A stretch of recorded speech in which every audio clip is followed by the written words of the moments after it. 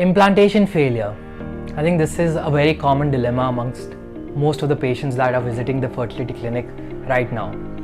As a tertiary IVF center, we generally get most patients of recurrent implantation failure. And most of the times, a lot of clinicians don't have an answer to why embryos are not implanting.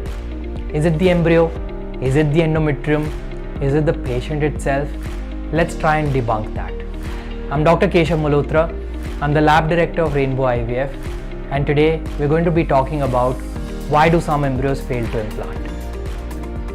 Now, when we're talking about the causes of implantation failure, it could actually be divided into three. There could be embryonic causes, where your embryo itself is defective, which could be a common problem. You could also have endometrial causes, where the endometrium is not receptive. So you're putting in a good embryo, but the endometrium is not taking it up. And it could also be because of a lot of patient factors. So when we talk about embryonic causes, the most common cause of implantation failure is aneuploid. Now, it has been seen that embryos which fail to implant are mostly generally aneuploid. And that could be one of the reasons why you could be facing recurrent implantation failure. A very easy test to bypass this is embryo biopsy and pre-implantation genetic testing, which could be done in most clinics, and that can actually help you choose a euploid embryo for transfer.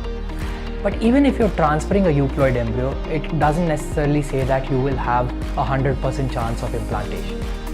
We have to understand that the endometrium itself also contributes to implantation. A lot of uterine abnormalities could result in implantation failure, and there are new studies which are also talking about the microbiota of the uterus, which could also affect implantation. What about the patient? Lifestyle is a very important factor that affects implantation. It has been seen that women who smoke have a higher chance of having implantation failure and also have a higher chance of having miscarriages. Both of these things can be problematic to the patient, and that's one of the reasons why we say that both for men and women, we actually tell them to avoid smoking whenever they're trying to conceive. Smoking not only affects the women, it also affects the men. It has been seen that men who smoke have a higher incidence of sperm DNA fragmentation, and sperm DNA fragmentation could also result in recurrent miscarriages, can also result in embryos which can fail to implant. What about the laboratory? Now, this is a very important factor that most patients don't even consider. So they have to actually see that the laboratory or the clinic that they're visiting has the right facilities.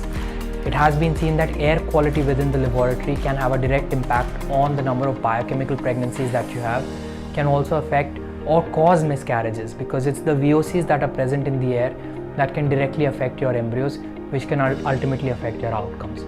So try and visit a center or a clinic which is trying to keep all of these parameters in check, and that can actually help you in improving your outcomes.